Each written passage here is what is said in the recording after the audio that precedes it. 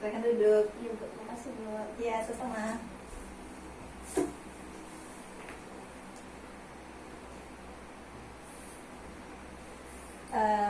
Bagaimana kabar Ananda? Alhamdulillah untuk hari ini sehat Bu. Alhamdulillah. Dari mana tadi? Tadi habis kelas BK Industri. Oh, bagian industri. Oke. Sebelumnya Ibu mau perkenalkan diri terlebih dahulu. Nah, kenalkan, nama Ibu Olota Khairani. Ibu dari jurusan bimbingan dan konseling. Kalau Ananda siapa? Perkenalkan, nama saya Fauzia Nur Alinda. Saya merupakan mahasiswa semester awal di Universitas Negeri Padang, jurusan bimbingan konseling juga Bu. Oh, sama ya kita berarti ya. Iya Bu. Oke. Sebelumnya Ananda udah pernah mengikuti konseling? Insya Allah dan Alhamdulillah belum Bu. Oh, belum. Berarti ini yang pertama ya? Iya Bu, ini perdana. Oke. Nah, di sini Ibu akan menjelaskan apa itu konseling. Jadi konseling itu seperti kita saat ini, Ananda sebagai kliennya dan Ibu sebagai konselornya. Nah, di sini Ananda tidak perlu takut untuk menceritakan apa saja yang Ananda rasakan, Anda pikirkan. Nah, di sini Ibu juga Ananda tidak perlu takut. Di sini Ibu sudah berjanji kepada Allah Subhanahu wa taala dan dengan diri Ibu sendiri untuk tidak membagikan info apapun ke orang lain maupun teman dekat atau yang lainnya. Nah, di sini Ibu berharap Ananda untuk dapat terbuka dan sukarela menyampaikan apa saja yang Anda rasakan saat ini, yang Anda pikirkan. Nah, seperti itu. Bagaimana Anda? Apakah Anda sudah paham? Oh, sudah Bu. Baik. Nah, di sini apa yang ingin Ananda ceritakan ke Ibu? Jadi Bu, untuk pertemuan kali ini saya kayak pengen bercerita Bu. Ya. Trauma saya Bu tentang kegelapan. Jadi saya tuh kayak merasa takut gitu Bu. Trauma saya tuh kayak terulang kembali dengan perkembangan saat ada saat ini Bu. Awalnya tuh kayak contohnya seperti ini Bu, saya tuh udah senang bahagia kan Bu. Tapi takutnya saya tuh ada rasa takut ada seseorang yang datang kembali gitu, terus mengungkit trauma saya. Jadi ujung-ujungnya trauma saya tuh saya takut jadi bahan cemoohan, jadi bahan candaan bagi rekan-rekan yang saya temui. Seperti itu ya. Nah, tadi Ananda udah menceritakan terkait trauma. Jadi Ibu mau tahu trauma seperti apa yang membuat Ananda takut? Iya Bu, jadi waktu itu tuh sebenarnya ini bukan trauma masa kecil sih Bu. Jadi kan kayak Ibu bilang, jadi kan trauma itu kan trauma masa kecil, jadi terungkit sampai sekarang Bu. Jadi dulu waktu kecil saya nggak ada trauma Bu. Cuman setelah saya menduduki bangku SMP, itu tuh ada 2 orang teman yang sekelas sama saya. Waktu itu kelas 9 yang menakut-nakuti saya Bu dengan kegelapan dan sesuatu benda yang mungkin saya tuh takut untuk kembali ke masa waktu itu Bu. berarti itu pada waktu masa SMP. SMP. SMP kelas 9. Nah, di situ tuh saya sekolah sama mereka Bu, orang tua ini. Tapi saya pikir tuh trauma saya tuh nggak diungkit lah Bu. Ini sampai kayak saya sakit, semua sakit, sampai nggak mau sekolah gitu Bu. Jadi kayak saya tuh, ya kan itu kan trauma pada masa itu kan Bu. Tapi di sini nih saya merasa takut juga Bu. Terus nantinya takutnya suatu saat nanti pas saya dewasa, pas saya lagi bahagia, menikmati insya Allah saya sukses seperti itu Bu. Takutnya tuh mereka tuh datang lagi dengan membawa trauma-trauma yang saya takuti hingga saat ini. Seperti itu.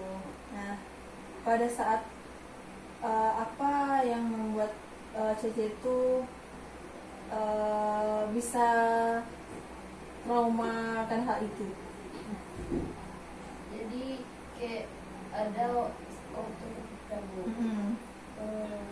saya tuh ada latihan drum sama latihan vokal di dalam satu sanggar. Jadi sanggarnya itu tuh lebih dari semester ruangan, lebih 3 kali besar ini. Cuman sanggar itu tuh kedap suara Bu, kayak nggak ada suara tuh bawahnya kan karena ber-AC gitu ya Bu, kayak gelap gitu. Cuman cahaya dia tuh memang dari lampu aja Bu, gitu. jadi kayak nggak ada celah sedikit pun untuk nampak muncul cahaya gitu Bu. Jadi pas tuh saya bertiga di dalam itu Bu, bertiga, ada saya dan kedua orang itu cowok itu kan karena posisi itu tuh saya habis vokal kan Bu, habis nyanyi lah, saya kan duduk untuk beristirahat. Terus karena dia mungkin nampak saya dan mungkin hanya sudah bercanda, tapi kayak itu tuh nggak bercanda bagi saya Bu. Habis itu tuh jalanlah dia keluar pelan-pelan, itu posisinya saya di pojok jauh kali dari pintu Bu. Jadi mau berlari pun saya mungkin nggak kejar gitu. Terus karena dia jalan terus sambil jadi posisi tombol lampu tuh dekat juga dari pintu karena gelap karena harus tak hidup kan. Itu pas dia matiin tuh Cici teriak kan. Pas teriak tuh dia langsung kayak nutup pintu, kunci pintu Cici sampai Cici kayak gede-gede pintu Bu. Misalnya dibiarin aja gitu. Terus sampai bisa bilang karena mungkin dia tuh nggak ada lagi dengar sampai Cici itu langsung lah dibuka itu karena itu kan ada sini. Sini bawa ke rumah sakit. Terus dirawat kan Bu, pas sekolah tuh nggak mau sekolah kayaknya 2 minggu karena nggak mau sekolah 2 minggu tuh alasannya karena takut nanti dibully lagi. Jadi tadi kan Cici dibawa tuh 2 minggu selama 2 minggu ke rumah sakit. Jadi bagaimana tanggapan orang tua Cici mengetahui hal itu tersebut? Iya, marah kan Bu. Ya kayak orang tua yang nggak mau anaknya kenapa langsung marah besar kan Bu. Kayak orang tua kerja pergi ke sekolah gitu kan, marah-marah sama anak murid yang bersangkutan karena mereka udah bikin Cici celaka. Kalau untuk orang untuk guru, untuk dari dua orang teman Cici itu bagaimana? iya, Apakah mereka berasa mendapatkan bersalah Bu, merasa bersalah, terus dikasih ganjaran kayak tinggal apa sih namanya Bu? Di diskors gitu. Diskors ya. Cuman itu tuh dia nggak jerah dengan keadaan yang ada Bu. Dilakukan lagi sampai Cici sampai. Baiklah, mari kita mulai dengan mengidentifikasi pikiran negatif yang Cici miliki tentang ruang gelap. Dan bagaimana jika kita mencoba untuk mengubah pikiran negatif tersebut menjadi yang positif. Ya Bu, bagaimana itu Bu? Oke, mari kita coba untuk membuat pernyataan positif tentang ruangan gelap. Apa yang Cici pikir yang membuat Cici bisa lebih tenang pada saat di dalam ruangan gelap? Saya bisa mengatakan kalau saya aman. Kalau saya merasakan rasa aman. Kalau saya tuh bahwa tidak terjadi apa-apa kalau misalnya mati lampu. Ini kayak mana nih Bu? Caranya seperti ini. Cici menutup mata dan Cici membayangkan kalau Cici lagi berada di ruang gelap. Cici mengatakan bahwa saya aman dan bahwa tidak ada yang akan terjadi pada diri saya. Iya Bu. Boleh Cici sampaikan? Saya merasa aman dan tidak akan terjadi apa-apa jika saya berada di tempat yang Coba berulang kali untuk 3 kali. Saya merasa aman dan tenang, bahwasanya tidak bakal terjadi apa-apa di dalam kondisi terjangkau tertutup. Saya merasa aman dan nyaman ketika saya berada di posisi gelap tanpa ada rasa takut maupun rasa cemas. Oke, bagus Cece, boleh untuk dibuka matanya kembali. Nah, sekarang bagaimana perasaan Cece setelah Cece melakukan hal tersebut? Mungkin lebih tenang daripada sebelumnya. Berapa persen dari yang sebelumnya Cece? Dari awalnya merasa tenang tuh cuma 50%, sekarang udah 70%. Wah, lumayan bagus dan meningkat dari yang awalnya 50% menjadi 70%. Oke.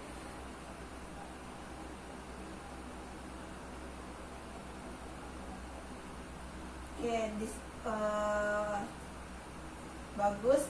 Sekarang mari kita coba kembali untuk membayangkan kalau diri kita ini berada di ruang gelap, tetapi dengan perasaan yang lebih nyaman dan percaya diri. Bagaimana Cece? Oke. Mari kita ulang lagi untuk mengulangi kata-kata saya merasa aman bahwa di dalam ruangan ini tidak akan terjadi apa-apa. Boleh diulangi untuk 3 kali Cece? Saya merasa aman, tenang bahwa di ruangan gelap ini tidak akan terjadi apa-apa. Saya merasa tenang dan nyaman. Saya harus tenang dan nyaman di ruangan gelap ini, tidak akan terjadi apa-apa. Saya merasa tenang dan harus nyaman jika berada di ruangan gelap ini tanpa berpikiran akan terjadi apa-apa. Tidak akan terjadi. Tidak akan terjadi apa-apa. Baik, boleh dibuat kembali Cece. Oke, bagaimana Cece perasaan baik, bagaimana perasaan Cece setelah melakukan proses teknik tadi?